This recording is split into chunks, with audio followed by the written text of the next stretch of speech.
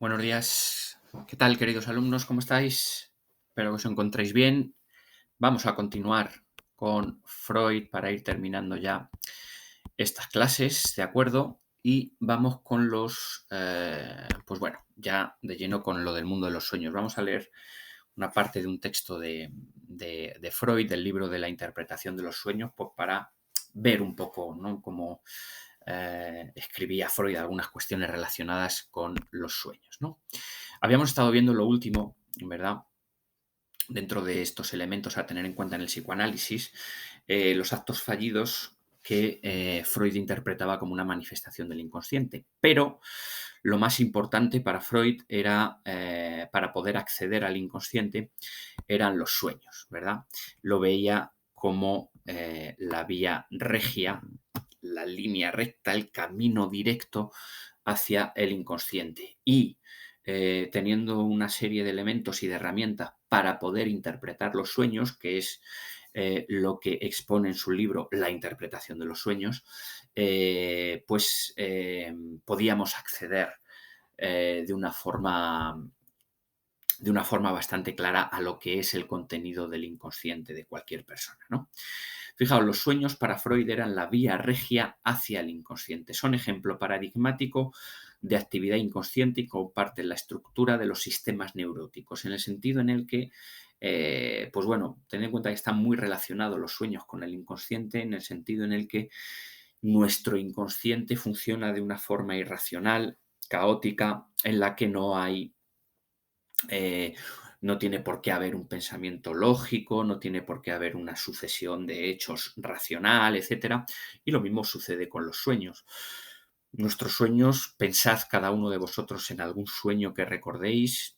Nuestros sueños no tienen por qué tener en lo que es el transcurso de un sueño ni un orden lógico ni una estructura racional, y pueden pasar cosas que nunca pensamos, pues, que es algo que nunca puede pasar en nuestra vida real, en nuestra vida de vigilia, cuando estamos despiertos, es decir, en nuestra parte consciente, ¿no? Entonces existe una relación bastante clara entre los sueños y el inconsciente, ¿no? Porque comparten un poco también esa estructura. Bien, distingue, y esto ya lo comenté un poco el otro día y es bastante importante, distingue entre el contenido, tenemos que saber la diferencia entre el contenido manifiesto de un sueño y el contenido latente de ese sueño, ¿no? El contenido manifiesto es lo soñado, es decir, lo que aparenta el sueño, lo que recordamos del sueño, ¿no?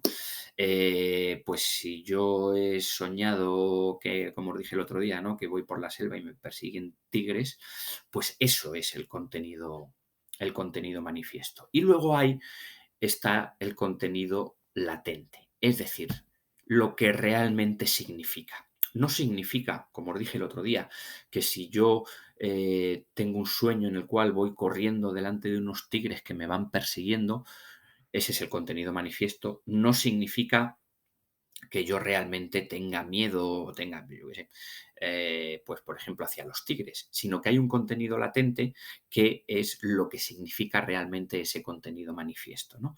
El contenido latente es, una vez que interpreto lo que significan los tigres, lo que significa mi huida, lo que significa la angustia que me ha causado esa huida de los tigres, etcétera, pues es ver qué hay debajo de eso para saber cuál es el verdadero contenido del inconsciente, ¿no? Eh, por ejemplo, fijaos, eh, os voy a contar un sueño que tuve una vez, ¿no? Bueno, recuerdo así varios, pero no sé, bueno, luego ya se puede interpretar de, de cualquier manera esos sueños, ¿no? Eh, a ver, ¿cuál os cuento? Pues, por ejemplo, eh, fijaos, yo una vez soñé, además de esto que lo sueñas y vives el sueño con mucha intensidad y luego se te queda bastante marcado, ¿no? Recuerdo que una vez estaba en el sueño, ¿no? Pues estaba en una iglesia. Y estaba en una iglesia, pues, había un cura dando misa, había gente allí en la iglesia, todo más o menos tranquilo, todos sentados, y de repente empieza a oírse un estruendo muy grande desde fuera de la iglesia y empiezan a caer desde el techo, empieza todo un poco a temblar y empiezan a caer como piedrecitas del techo, como que parece que se iba casi a derrumbar, ¿no? Y de repente hay una estampida muy fuerte de toda la gente que hay dentro de la iglesia y todo el mundo empieza a salir de la iglesia y en ese momento me percato de que todo el mundo iba en silla de ruedas. Se dan la vuelta en la silla de ruedas y empiezan a salir de la iglesia todos ahí a toda velocidad en su silla de ruedas y entonces es algo que también en el momento en el sueño te descuadra un poco, decir, ay, esto no me lo esperaba, ¿no? Y, pues más o menos, de lo que recuerdo del sueño termina más o menos ahí, ¿no? Entonces, en lo que sería la interpretación de los sueños, pues Freud tiene que tener en cuenta bastantes elementos, ¿no? A la hora de interpretar, por ejemplo, ese sueño, qué hay en mi inconsciente para qué hay de forma latente en ese sueño para haber soñado de forma manifiesta el hecho de estar en una iglesia, el hecho de que la iglesia esté a punto de derrumbarse, el hecho de que haya una huida, el hecho de que haya muchas personas en silla de ruedas, pues hay que interpretar cada uno de esos elementos y toda la acción del sueño para saber cuál es el verdadero contenido del inconsciente, ¿no? Entonces, pues bueno, eso es un sueño y hay que ver todos esos elementos para saber qué hay realmente dentro del inconsciente, ¿no? Luego está, pues eso, ya hemos visto la diferencia entre el contenido manifiesto y el contenido latente, ¿no? Fijaos, vamos a leer ahora una parte de la interpretación de los sueños de Freud, ¿no?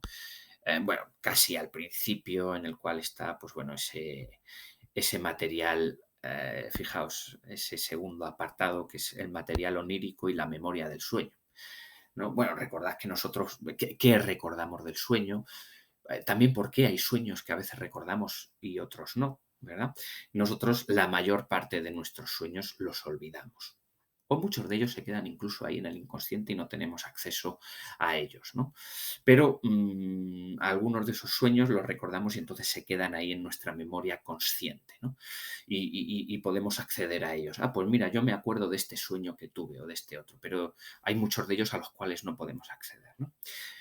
Fijaos, material onírico. Onírico es, dentro del vocabulario de Freud, lo que se refiere a los sueños. Que todo el material que compone el contenido del sueño, vamos a leer un poco, ¿no? Y vamos a explicar algunas cosas. Que todo el material que compone el contenido del sueño, pues con el sueño que os he explicado, la iglesia, gente huyendo en silla de ruedas, la iglesia derrumbándose, la sensación de temor en ese momento, ¿no? En igual forma, perdón, procede en igual forma de lo vivido y es, por tanto, reproducido y recordado en el sueño, es cosa generalmente reconocida y aceptada. Es decir, nosotros son cuestiones de las que soñamos, por lo general, cosas que hemos vivido y que luego mezclamos, ¿no? Es decir, hemos vivido a lo mejor el estar en una iglesia o saber lo que es una iglesia o saber cómo es, a lo mejor, por la cultura en la que vivimos, ¿no? Pues cómo se puede desarrollar una misa, lo de las sillas de ruedas, lo que conocemos a lo mejor de lo que pueda ser un edificio a lo mejor tambaleándose, agrietándose, pues bueno, lo que hemos podido ver en películas también, ¿no? O lo que hemos podido ver en las noticias, pues más o menos todos tenemos una idea, una impresión de eso. Y eso luego también se reproduce en el sueño a través de una especie de mezcla que hacemos, ¿no? Sin embargo, sigo leyendo, sin embargo, sería un error suponer que basta una mera comparación del sueño con la vida despierta para evidenciar la relación existente entre ambos. Sí hay una relación, pero esa relación no se puede quedar ahí, si no sería todo demasiado superficial. Por el contrario, después de una atenta labor, logramos descubrirla y en toda una serie de casos consigue permanecer oculta durante mucho tiempo. Esa relación que puede haber entre nuestra vida despierta y lo que soñamos pues no es tan fácil de desentrañar, ¿no? No es tan fácil de desentrañar cuál es el verdadero, por qué hemos soñado eso, ¿no? Entonces, hay que trabajar mucho en lo que sería el contenido del sueño en el contenido manifiesto del sueño para saber cuál es su contenido latente, ¿no? Motivo por ello es un gran número de peculiaridades que la capacidad de recordar muestra en el sueño y que, aunque generalmente observadas, han escapado hasta ahora de todo esclarecimiento. También porque hay algunos sueños que recordamos y otros no, porque algunos de una forma bastante intensa, ¿no? Y otros pues no los recordamos de forma tan intensa y sencillamente los olvidamos. Muchas veces sucede en el sueño que a lo mejor según nos despertamos recordamos justo en ese momento el sueño, lo que hemos soñado, y a veces si no lo apuntamos o si no hacemos un esfuerzo por recordarlo, pues podemos ver cómo se nos escapa entre las manos y acaba en el olvido. Es decir, ostras, si yo ahora mismo lo estaba recordando y se me acaba de olvidar, yo había soñado esto y se me acaba de olvidar, ¿no? Y que aunque generalmente se ha escapado ahora, esto ya lo he leído, perdón.